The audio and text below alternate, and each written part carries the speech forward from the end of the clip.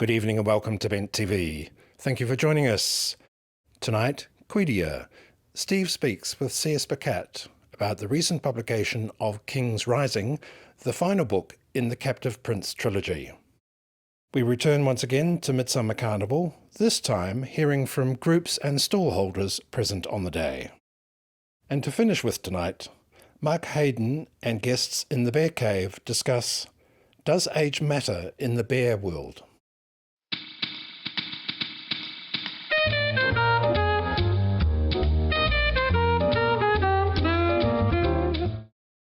Good evening, my name is Steve Pereira. Welcome to Quedia on Bent TV, where we explore all things art and culture. C.S. Pacat is an Australian writing phenomena. Her first series, the Captive Prince Trilogy, began life as an original web serial that was self-published in 2013. The trilogy, one of the first queer-themed fantasy novels to be published in the online space, became an instant hit. The first two books, Captive Prince and Prince's Gambit, became Amazon bestsellers within 1 week of publication and got over 15 million hits. The series was, of course, quickly snapped up by Penguin Publishing and published worldwide in 2015.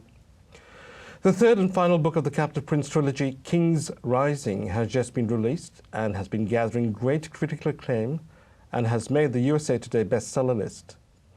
Here to talk about King's Rising and what it's like to become a publishing phenomenon, please welcome Melbourne's very own C.S. Pacat. Welcome. Thanks, Steve. It's fun to read a pornographic drama in a fantasy landscape populated almost entirely by men.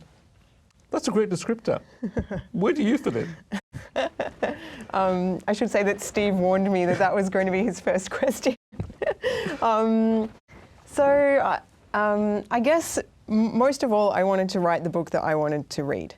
And I grew up like a queer kid in the 90s in a landscape, loving genre fiction and fantasy fiction in particular, but in a landscape in which there were very few queer characters. And so the things that I enjoy that are part and parcel of genre, like high-octane escapism, chases, escapes, adventure, true love, I wanted a book with all of those things, but I'm also really interested in homoerotica and themes of sex and sexuality. For me, this was the book that I wanted to read.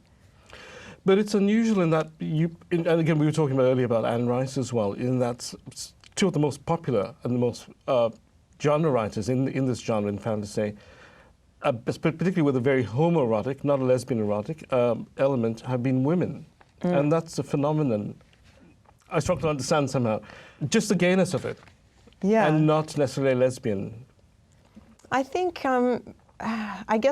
first of all, Anne Rice is a writer that I was very, very influential on me when I was growing up. The fact that she was writing bisexual protagonists for me as a bisexual person was really important. So I looked up to those characters like Lestat. But I think even more than the fact that she was writing gay and bisexual characters and lesbian characters as well, she approached queerness in a really free way that wasn't necessarily apparent in a lot of the other fantasy fiction that I was reading, by which I mean that often queer characters, even when they were written into fantasy fiction, writers would import all of the contemporary social prejudices and oppressions that we felt as a community into their fantasy world, as though oppression and queerness were inextricably linked, that was something that would always be. Whereas, at least to me, the way that she wrote it was a lot more kind of just free and accepting and matter of fact. So I really gravitated towards that. All that being said, like speaking specifically about maybe women writing gay male characters, I think sometimes it's easier to write something very personal when it's at least one remove from yourself. So perhaps for me, writing a bisexual male was just a little bit easier as a first step than a bisexual female. Now, one of the things we talked about was the way that your fan base developed, because you started this online, you started self-publishing, but then very quickly you developed a fan base who then took this on and started developing a whole series of online interrogations and interactions with yourself that then developed the storyline through. How did that develop and how did that help in your writing process when you're actually directly engaging with the audience in the process of writing? So Captive Prince as you mentioned, started its life as an online serial, and it ran as an online serial for about 3 years. And during that time, readership grew from about 6 readers to tens and tens of thousands of readers who would turn up every time that a chapter was published. I think for me, first of all, I wrote in that space because at the time that I wrote, there wasn't really anything like Captive Prince on commercially published bookshelves. And I had no conception that a book like this could actually be a book at all, let alone go on to any kind of commercial success. And so I chose the online space as my medium, but I'm really glad that I did that because it allowed that immediate interaction with its readership. And I think, so the way they work was people would email you back or put comments onto the webpage? Right, every time that a chapter was posted, readers would come and comment, talk about the book kind of like live as it was happening. In a way, the serialization made it feel almost a little bit more like a TV show or something with regular updates. So had you completed the writing process when you started posting, or were you still in the process of writing as you posted? No, I was writing like live, posting as I was writing, which was... So the narrative was very much shaped by then the response in a way? So I'm definitely a planner, and the story was planned in advance, but absolutely there were moments where in serial format you find that you write yourself into odd like cul-de-sacs or strange places and then have to get out of them. Also, I would say that the audience feedback affected me not in that I would change plot points or respond directly in that sense, but what I learned was those moments when I felt the most exposed or nervous or, oh my goodness, can I even put this into the story? Those were the moments when the readership would absolutely light up and with excitement about what was happening. So I learned really quickly that when you feel at your most vulnerable and uncomfortable, that means you're uncomfortable because you're doing something authentic, and readers will connect with you through authenticity.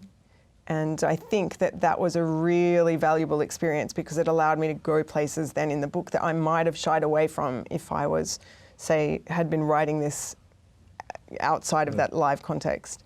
So you found that a really valuable experience then? It was incredibly valuable, just an incredible privilege. The other thing is that like the constant enthusiasm of a readership just energizes and re-energizes you continuously through the writing process. Absolutely.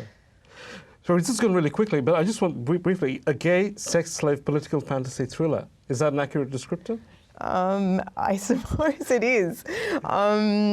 The interesting thing about Captive Prince is that it has been published as a different genre in every country that it's been published in.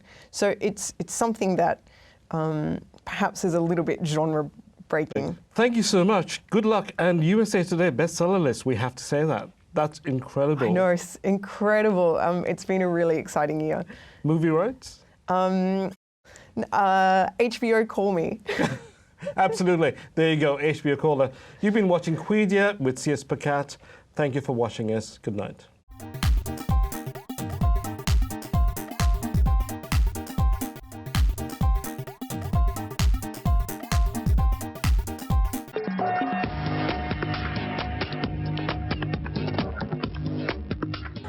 I'm Jess and I'm here today down at the Midsumma Carnival. It's the start of the Midsumma Festival and it's going to be so exciting.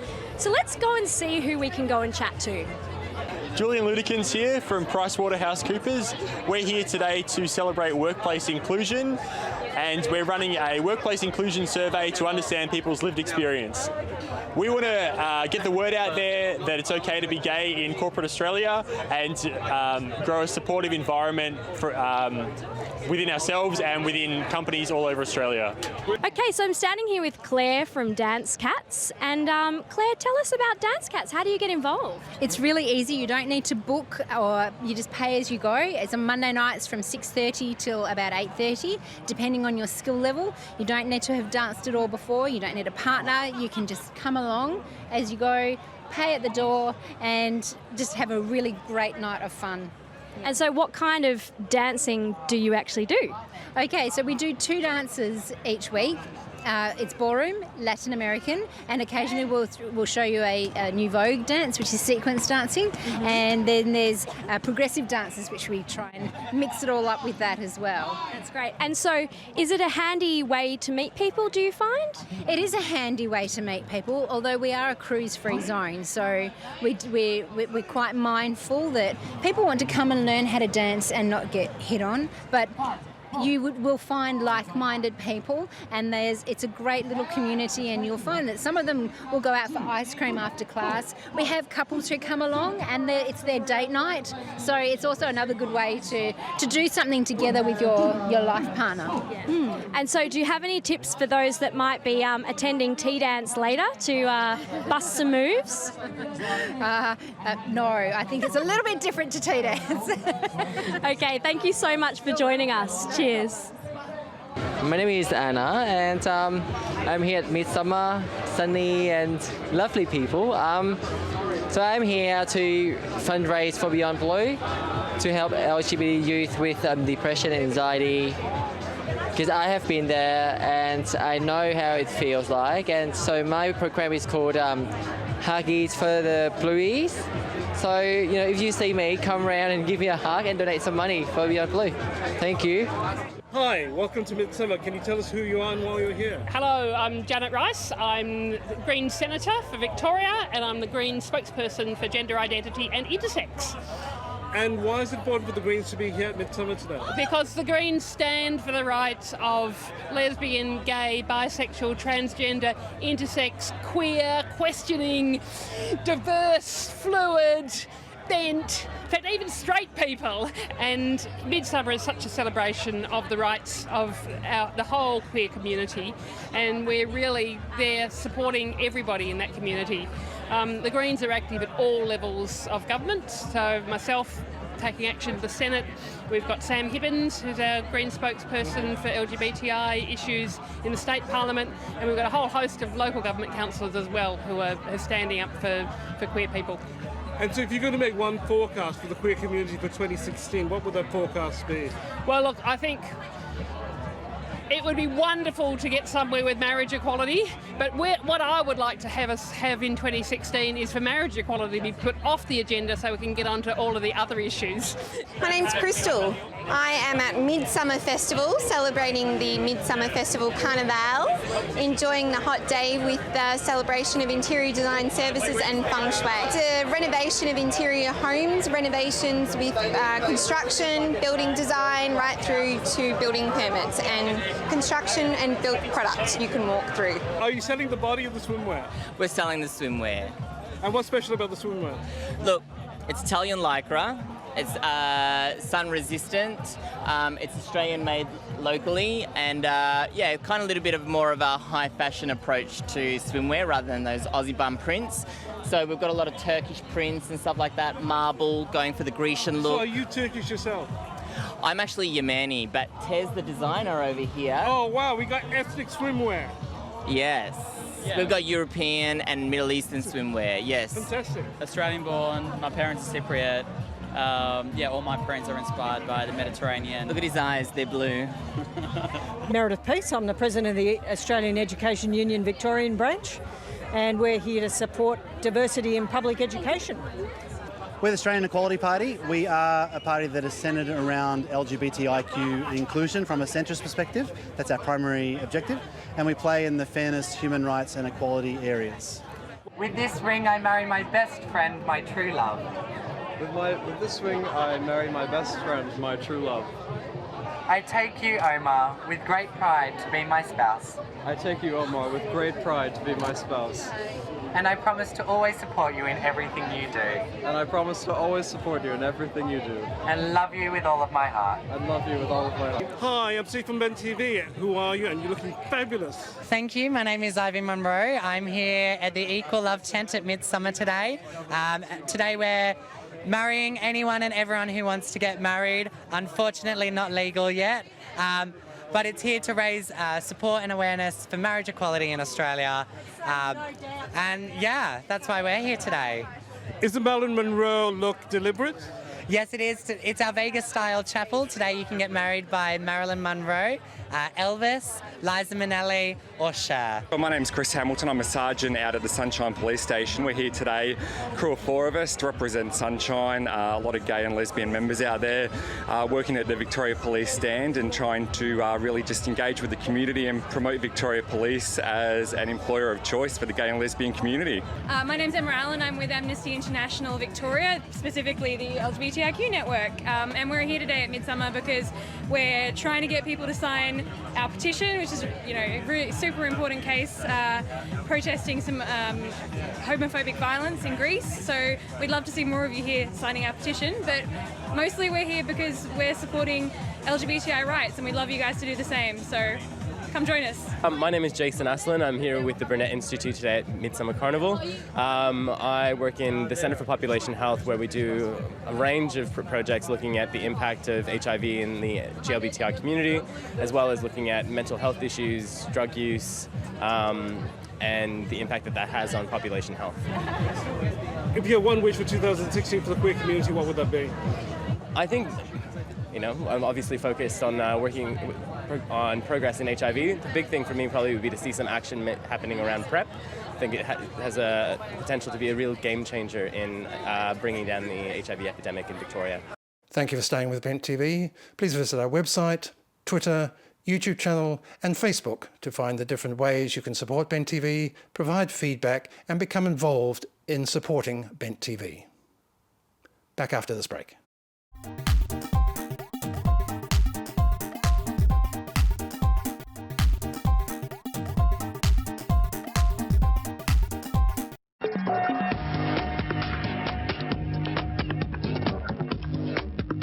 Hi, I'm Mark Haddon and this is The Bear Cave, the world's only bear discussion panel show.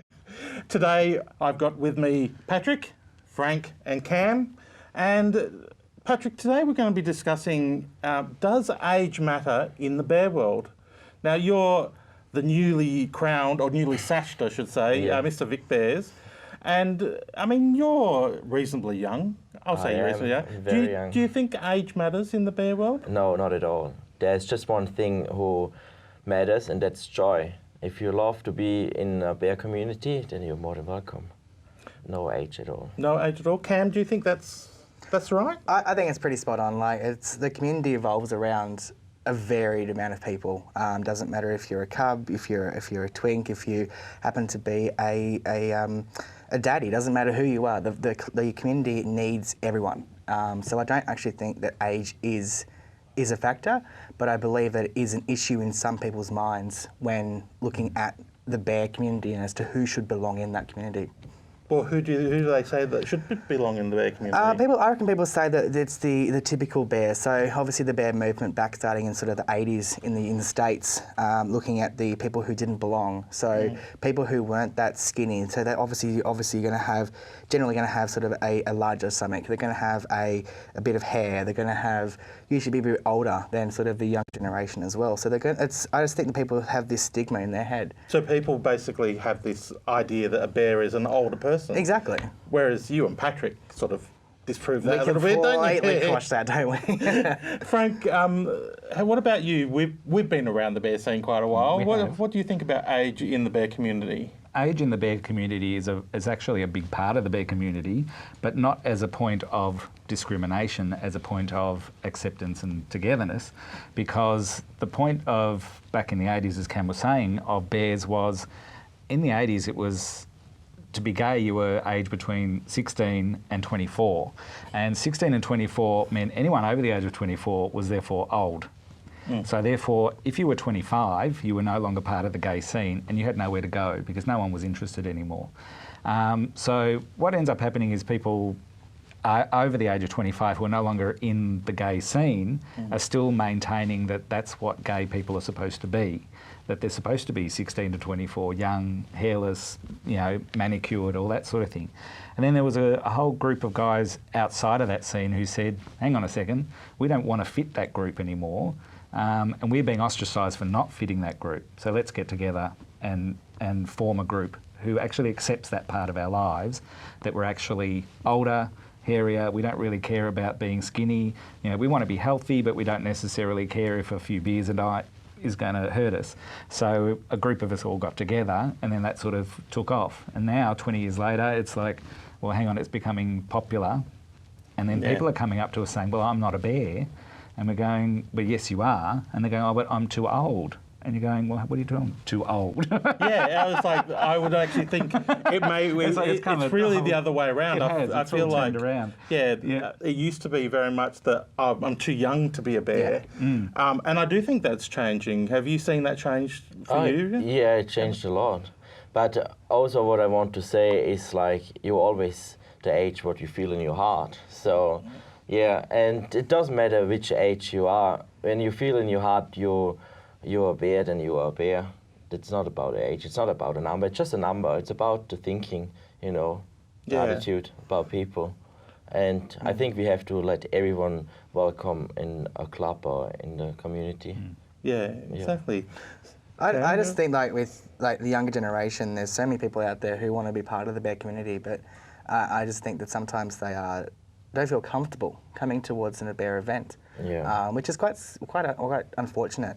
I was lucky enough when I first moved to Melbourne a couple of months ago, I was able to fit right in straight away. I don't know if it was me, my personality, or who I am. I don't know what it was about me, but I just fit in like a hand in a glove. It was fantastic. And I just think some people who have lived in Melbourne their entire lives still don't feel comfortable to be able to come to the community, to come to the Laird, to come to our events, because they feel that they may get sort of discriminated against or judged because they're not that typical looking bear, or they may not be hairy enough, or may not be old enough, whatever. So I just think that within the community, that the first thing we need to do is just get rid of that and have acceptance. Acceptance for everyone is what we need, is the first thing that's going to help us move forward. So one of the, I hate quoting statistics, but I'm going to. In the general population, gay people tend to have a bigger age gap in partners, and I actually see that a lot in the bear community, where a younger guy and an older guy are partnered. Frank, your partners are actually quite a bit older than you, aren't they? Quite a bit. Not that they'd like you to know that. No, I wouldn't. Sorry, guys. They're still in their 50s, remember. I'm 45. Yeah. No, Jeffrey's, I'm 45. Jeffrey is 68. Is turning 69 this year. And Terry is turning 78 this year. And when I met them, when I was 29, there was obviously the same age gap between them. And, of course, I was considered a cub then. I thought I'd developed into a bear, but then I discovered that I'm now being called a daddy. And I go, well, that's very interesting. I've got a daddy with two daddies. So I'm still a cub. In their eyes, you're still a cub. In their eyes, yeah, I'm still their cub. Yeah. Right? And I'm more than happy with that. And anyone who questions like the age group and whether or not they're part of bears and whether or not it's relevant, it's totally irrelevant. I love the two of them. The two of them love me. The two of them have a love between each other. And we all get along, and it sounds rosy and lovely, and of course it never is. No. But we love each other enough to have our arguments, and we love each other enough not to let age be a value, except in the acceptance of it. I recognise that they're a generation or two ahead of me, and their reasons and for arguments and for their opinions is always going to be different to mine. And I always say, but that's a generation thing too. You've got to accept the fact that my generation sees things differently to your generation, and we can work this out together. A lot of the time you're saying the same thing, but and just the generation says differently, that has a different way of presenting it. And once you accept that, you can do that in any relationship, friendship, association, in the club as well, in the bear world, is that it doesn't really matter what age the person is, just accept the fact that they are that age and then work with it. Yeah, and I think we could talk about age for quite a while, but we're going to have to wrap it up, unfortunately. So thank you, Frank, thank you, Patrick, thank you, Cam. Thank you, Mark. My name's Mark Haddon, and you've been on The Bear Cave on Bent TV. We'll catch you next time. That's all the time we have for tonight. Thank you for watching. My name is Gavin Henderson. Please visit our website, YouTube channel, Facebook to keep in contact and support Bent TV.